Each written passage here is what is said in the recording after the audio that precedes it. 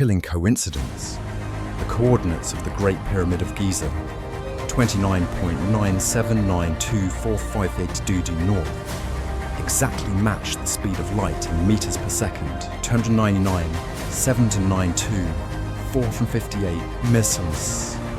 How could a civilization 500 years ago have known the speed of light, a value modern science only measured with precision less than 200 years ago? A structure built by people said to possess nothing but stone, copper and religious faith. Yet it embodies mathematical, astronomical and physical knowledge far beyond even today's standards.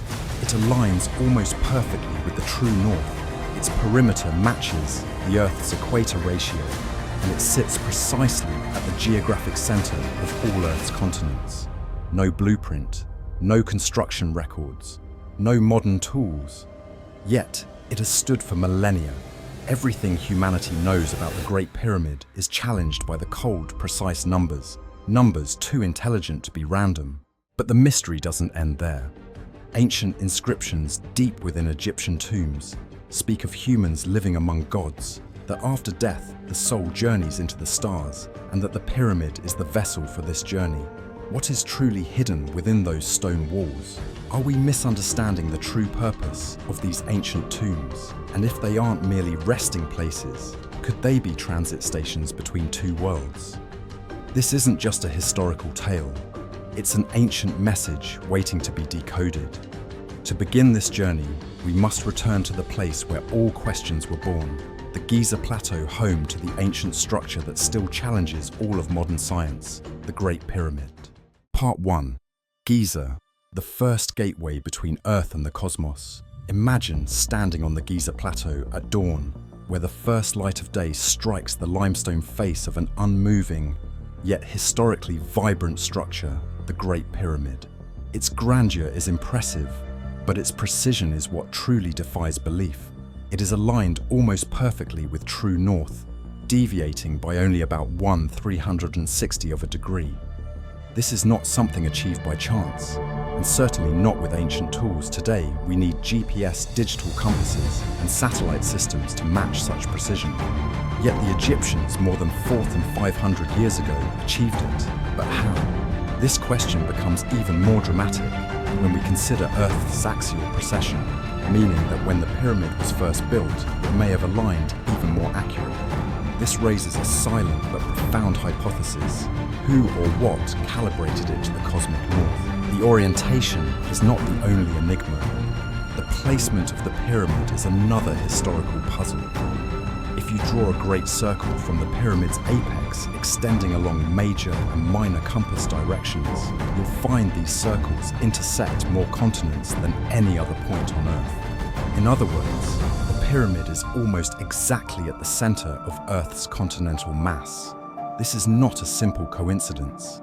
It's a calculated coordinate, as if the builders could see Earth from space, with a planetary map in hand, choosing the point of continental equilibrium.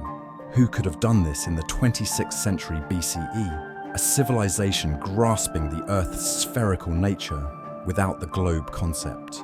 Modern geodesists admit someone in prehistory understood the planet or inherited knowledge from an entity with a cosmic perspective. If this is the center, then it may also be the origin point of a spatial code system. Deep within the limestone and granite of the pyramid lies a numerical system that astonishes at first comparison. Start with the number 365.24, the days in a solar year, including the rarely noted fraction. Now measure the base length of the Great Pyramid at the socket level where it touches the ground, and you get precisely 365.24 Egyptian cubits. And what is a cubit? It's not just an ancient unit. Many researchers claim it's exactly 1/25 million of the Earth's polar diameter, the distance from the North Pole to the South Pole. Meaning, if you divided the polar distance into 25 million equal parts, one part would be the cubit used to measure the pyramid. It's as if someone compressed the entire Earth into scale and etched it onto the ground.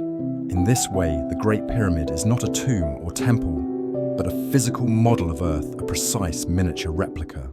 Moreover, scientists discovered a nearly metaphysical detail: the geographic coordinate of the Great Pyramid of Giza, precisely 29.9792458 degrees north, exactly matches the speed of light in meters per second, 299,792,458 meters. This is no random match.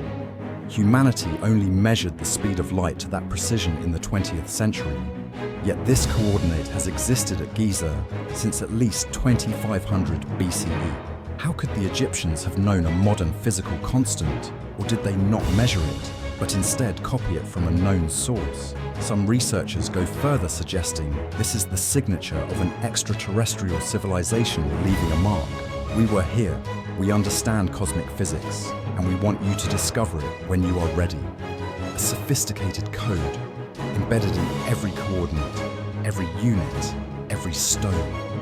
If true, we are slowly decoding a cosmic signal from what appears to be a silent monument, bringing it all together: geographic precision, global, geodetics scaling the match to the speed of light, and planetary measurement units all converge in a single immovable structure in the Egyptian desert.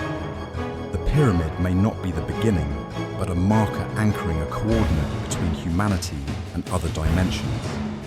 Placed on a global energy map, the ley lines it sits at an intersection of global energy currents, meaning it aligns not just with mathematics and geography, but energetics.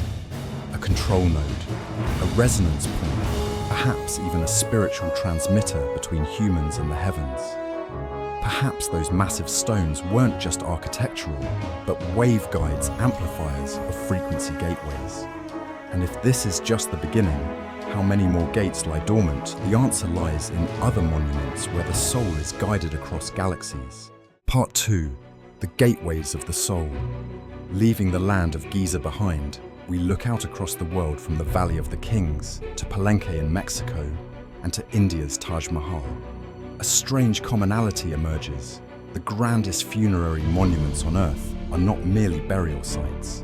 They were built on a scale that far exceeds the needs of interment, adorned with astronomical symbols.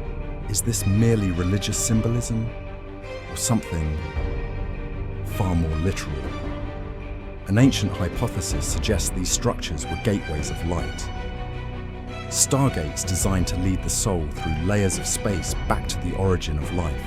Descriptions of solar boats, celestial portals, and paths through the Orion constellation all seem to narrate a voyage, not through a land of the dead, but through a living cosmos. If ancient people really built soul transitioning gateways, then these structures are not tombs. They are transit hubs between flesh and light. The core belief of Egyptian religion is not in endings, but beginnings. Death is not final, but a journey. From cliff walls to tomb ceilings, the pharaohs are guided by thousands of astronomical symbols, star paths, flying boats, corridors aligned with Sirius and Orion constellations, associated with Osiris and Isis. What appear to be mere ventilation shafts are actually aimed precisely at specific stellar locations. Modern astronomers confirm using sky simulation software to rewind time. These shafts align exactly with the stars' positions at the time of tomb construction. This cannot be coincidence. Egyptians aligned these corridors like launching pads for light, establishing a navigational system not for the physical body, but for the soul.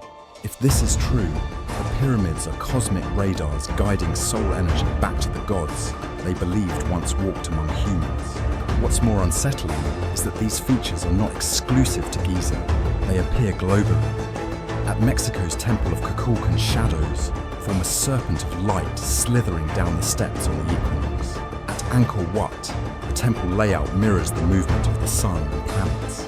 It's as if the ancient world simultaneously built stellar navigation devices, not to look at the stars, but to pass through them. If this is a spiritual technology, then these monuments are resonant devices using unique geometries, quartz-filled stone, and sound frequencies to generate energetic resonance. Some inner pyramid chambers exhibit strange acoustic effects. A whisper can be amplified into vibrational waves. One theory holds that sound and stone resonate to activate a specific frequency layer, allowing a non-physical life form to pass through a gateway hidden within layers of reality. And if true, then the dead were not buried, they were launched. In the pyramid texts, Egypt's oldest inscriptions, there is a repeated phrase. He has passed through the gate of the sky. He has returned to where the gods await. These are not metaphors, they are directions. The funerary rites were not mere customs. They were protocols the body had to be placed precisely, head aligned correctly. The tomb opened at the right celestial time. The spells chanted in sync with breath and sound resonance. All these seem like an operating system for energetic beings guiding the soul through dimensional layers to reconnect with another realm. The ancients believed the gods once dwelled on Earth, then withdrew, but left paths for souls to return. If that's true, then not just the structures, but the human body itself through ritual was a vessel, and the soul, not a vague notion, was a directional core, waiting to be guided to the right frequency for reconnection. At the heart of all these structures lies something remarkable, the convergence of the physical and the spatial concept, where energy, light, sound, and geometry intersect. Ancient tombs and temples of the dead were not built to endure, but to function, not mechanically, but as soul transit stations. Perhaps the Egyptians and other ancient civilizations did not build to commemorate death, but to navigate life beyond the body, which raises the question, have we with modern science accidentally shut down these gates by rationalizing them? If there is an interdimensional system, ancient monuments may be switches. And if so, are we still in time to understand and reopen them? Because on the other side of the gate, according to the ancients, await not just rebirth, but the gods, memories, and maybe even humanity itself. Part 3. Pyramid text scripts to another dimension. Buried deep beneath the sands of Saqqara, in the resting place of King Teti, are inscriptions carved directly into stone walls. The pyramid texts, the oldest known religious writings in the world. They are not myths, not poetry, but structured, purposeful instructions. These texts guide the soul to fly through the northern gate to meet Orion, and to surpass the light layer in order to reunite with the gods. Remarkably, they do not speak in metaphor, but specify coordinates, journeys, and timings. And if we hypothesize that the soul is a form of energy, like a wave like light, then these writings may be code, directing this vibrational flow to specific destinations in space. Phrases such as sound, that leads the way, pillar of living light, and light opens the gate, align with principles of resonance and energy, transmission concepts, modern science is only beginning to explore. These texts do not describe a vague heaven, but rather map the sky, Orion's Sirius gates of light, and escape routes for the soul. Modern astronomers have cross-referenced the positions recorded in the texts and found they match actual star placements in Egypt's night sky 4,000 years ago. This cannot be accidental. It may be a navigation grid for non-material being souls to travel through an ancient positioning system. The writings also describe the soul ascending past stellar layers, but only when sound matches light synchronizes, and the Jed pillar is raised at the moment the star rises. What seems mystical may in fact be a resonance formula. If that is true, then the entire funeral ritual from mummification timing of tomb opening to chanting spells is not spiritual symbolism, but a sequence of activation protocols. And if the pyramid is a machine, then the texts are its instruction code, sending the soul as an energy packet to another dimension. The deeper scholars dive into the pyramid texts, the more astounding the discoveries. The Egyptians never claimed authorship of this knowledge. They said, the gods taught us. They believed that tens of thousands of years ago, gods lived among humans, then left, but passed down knowledge and a promise one day human souls could return to meet them. If those gods were non-human intelligences, wielding advanced technologies, then the inscriptions in tombs are source code remnants of a once operational system. But as the original language was lost, humanity transformed it into faith. And through this process of mythologizing, they preserved key technical elements, action sequences, directions, sound, resonance, as if following a procedure, even if they no longer understood the reason. If so, then the pyramid texts are not scripture to recite, but commands to execute, not for worship, but for reconnection, not with mythology, but with another reality. In one enigmatic passage we read, "Only when the sun is at zenith, the echo aligns with the pillar of life, can the soul pass through the threshold of light." This is no prayer, it is a process of energetic synchronization. So could it be that ancient funerary rites with music, light and resonant stones were physical operations for a soul transmission system? A system to transmit biological waveforms beyond physical boundaries. The pyramid is the transmitter, the inscriptions are the navigation code, and the dead were not buried but sent. If that theory holds, then Egyptian culture was not an ancient religion, but the user interface for a lost technology. They did not create it. They inherited, backed it up, and encoded it in stone. A machine asleep beneath the sands, awaiting someone who can read the source code again. And when that person arrives, it won't be the gods who return. It will be humans who go where the gods once stood. Part 4. SCARAB, the insect pilot and galactic code. Among the myriad strange symbols in Egyptian culture, the scarab beetle stands out as a particularly powerful icon, appearing everywhere in tombs, temples, and even on the foreheads of pharaohs. This tiny creature, known for rolling dung, was exalted as the representation of the god Khepri, the embodiment of the rising sun. But Khepri is not just a god, he is the one who pushes the sun, the being who carries light across the sky. What if the scarab is a symbolic rendering of an actual being, not human, but an extraterrestrial pilot, an intelligent insectoid species navigating through space via light? Perhaps this image originates from something the Egyptians truly witnessed, and lacking vocabulary, they carved it into stone using the closest visual analog, the scarab beetle. What makes this theory even more compelling is not just the symbol, but the real measurable abilities of the beetle itself. In 2013, a group of biologists discovered that the dung beetle is the only known creature on Earth capable of navigating using the light of the Milky Way. Not the sun, not the moon, but the faint, collective glow of billions of stars.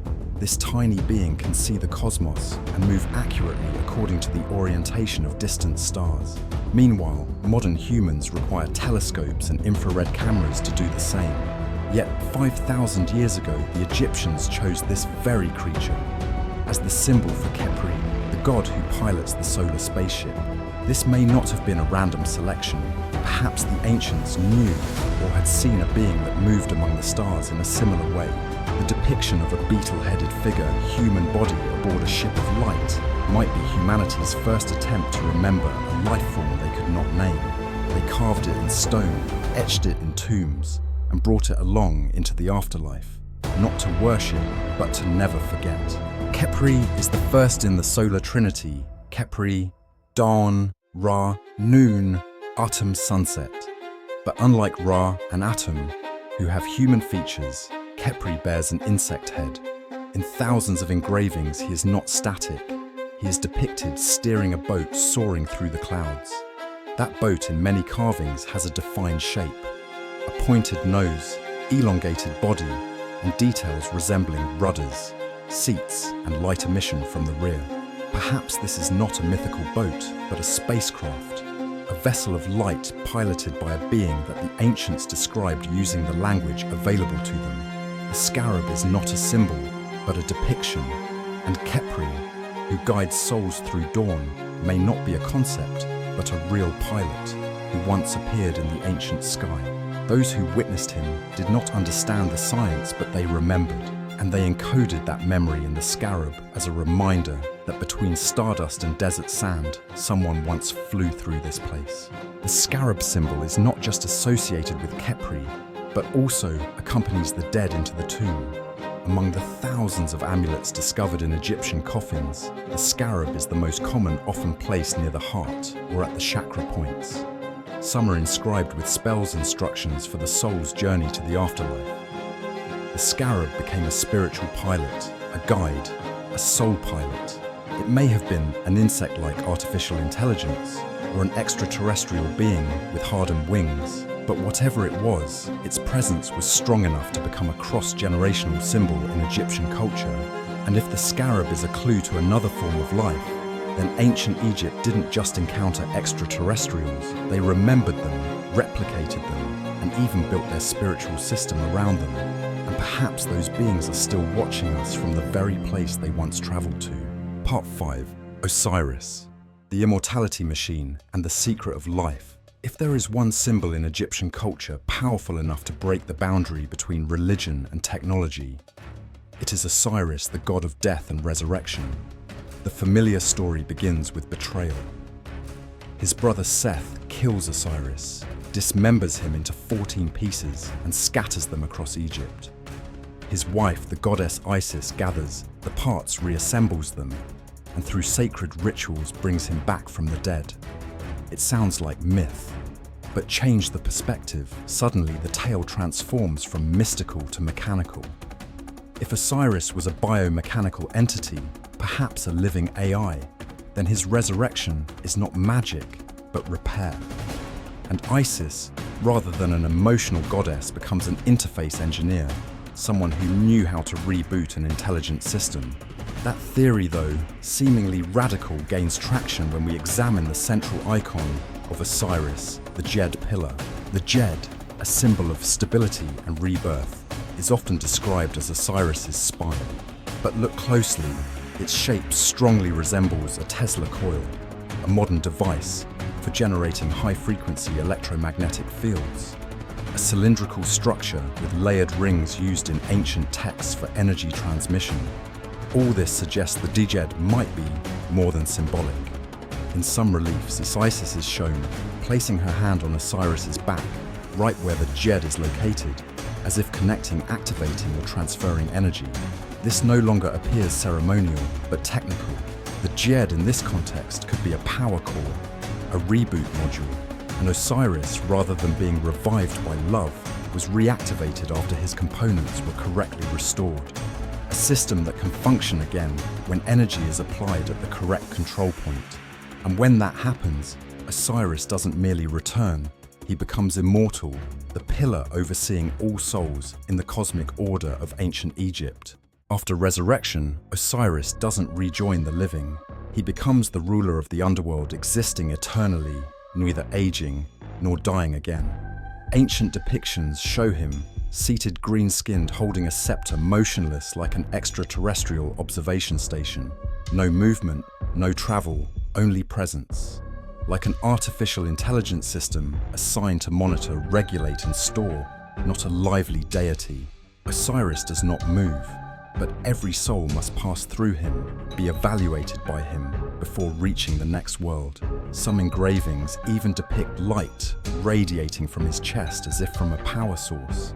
If Osiris is viewed as a system, an ancient AI, then the entire Egyptian religion becomes a soul transition model across dimensions, with Osiris as the central server. His resurrection is not a miracle, but the rebooting of a dormant program, a system configured to awaken when humanity most needs it. The pyramid text descriptions of Osiris don't say he came back to life. They say he was reassembled and returned to operational form. Isis's role, no longer a grieving wife, becomes that of a programmer executing the correct sequence. In a mural at Abydos, gods are shown raising the Djed pillar upright, inserting ritual tools into its core.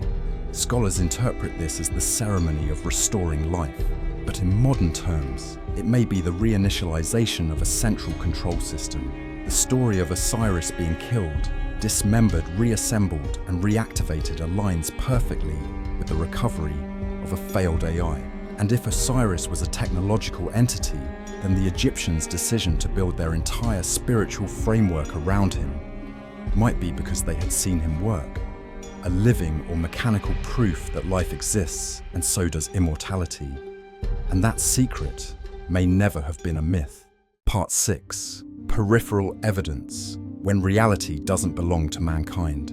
When mathematicians re-examined the Great Pyramid's dimensions, they made a startling discovery, scaled up its proportions, precisely model Earth's northern hemisphere. The base perimeter mirrors the equatorial circumference, and the height reflects the distance from Earth's center to the North Pole. This isn't a geometric coincidence, it's a physical embodiment of a planetary design. Remarkably, this was achieved thousands of years before humanity understood that Earth was a sphere. With no satellites, planes, or global maps, someone recreated Earth's proportions in stone, as if they were viewing the planet from the outside. A monument that seems to whisper human knowledge may not have been alone in its origins. The more we measure, the stranger it gets. Each stone block in the Great Pyramid weighs between 2 to 80 tons, stacked with such precision that not even a blade can fit between them. No mortar, no adhesives, only stone and perfection. Modern builders have tried to reconstruct it using today's technology and failed to achieve this level of accuracy. They can't cut, lift, or stack with such stability that endures for millennia. So how did the ancients do it? At several points, evidence shows the stones weren't cut, they were melted, as if someone poured stone into molds using extreme heat energy. Perhaps they used sound waves, magnetic fields, or some method to disrupt molecular structures and remold them. Modern science still can't replicate this. No tools have been found, no blueprints, only the result, a massive stone structure defying both time and physics, a declaration from a forgotten technology, or a deliberately hidden one. In ancient reliefs, Egyptian gods often appear with wings, but not feathery bird wings. These are blade-like panels, aerodynamic in form, resembling modern aircraft design.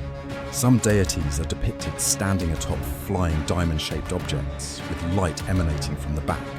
This is no longer metaphor.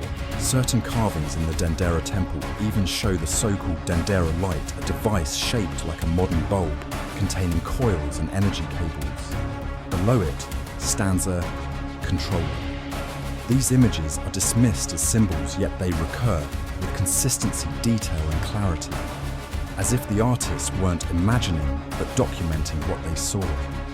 Perhaps they didn't understand the mechanisms, but they replicated the form. And if they had contact with such technology, then the entire Egyptian religion, with all its symbols and rituals, might be a cultural shell for something they couldn't name and encounter, erased by history. And yet, still alive in the memory of stone. The Great Pyramid of Giza might not have been built for worship, but for transmission. Aligned, perfectly centered, geographically made of wave-conducting stone, it acts like an amplifier, sending signals that only the cosmos can hear, and someone out there may be listening. The ley lines, Earth's energy grid, intersect at Giza. From there, similar structures extend across Angkor Wat, Machu Picchu's Stonehenge, forming a massive planetary network, a signal across the Earth. Humans may have forgotten the function, but the structures still operate, still resonate. They don't need prayer, only the precision of placement and form. And one day, under the right conditions, the entire system might reactivate, not to say something, but to receive something. Part 7, the reawakening signal, and the final question. If you connect everything you've read, star alignments, planetary maps, souls transmitted by wave, OSIRIS being rebooted, insects navigating by the Milky Way, none of it remains fragmented mythology. It becomes a system that once functioned and may still be silently waiting to awaken, like a vast machine embedded within Earth, operating through stone light, sound, and frequency, but needing no wires, no screens. Its only interface: ritual, form, resonance, and comprehension. The ancient Egyptians may not have understood its full mechanics, but they preserved its principles. They protected the system, encoding it into temples, scriptures, and ceremonies. And now, as modern science begins exploring brainwaves, frequency resonance, and quantum light, we are slowly rereading that ancient programming language. When you look again at the Great Pyramid of Giza, you may no longer see just an ancient pile of stone, but a device, a machine, a transmitter, with coordinates corresponding to planetary geometry dimensions matching Earth's scale orientation, fixed precisely to true north, and energy resonance embedded in sacred geometry. It resembles a light navigation system. And the more unsettling hypothesis, perhaps the system never stopped working. Perhaps it merely entered a sleep mode waiting for a signal. Maybe the texts, the rituals, the timely actions are the triggers to wake it. But wake it for what purpose? Some suggest it is not just a transmitter, but a receiver. Receiving souls, receiving consciousness, receiving signals from Earth to be sent elsewhere, like a cosmic checkpoint. And when humans execute the correct code, the gate does not open with blazing light, but with silent vibration. A vibration in consciousness, resonating between planet and soul.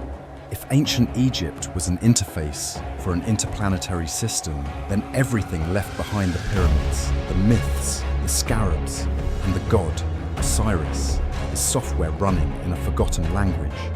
We call it religion because we can't decipher the logic underneath. But as science delves into brainwaves frequencies, resonant models, and directional light, the so-called superstitions begin to make sense. Nothing was abstract, only the operating system remained locked, and like every system, it waits for a user with proper access. Maybe we are the first generation with the tools and intuition to unlock it. But if we do, what will happen? Will a channel open? Will a non-physical intelligence return? Or will it just be a shift in collective awareness enough to trigger a new cycle?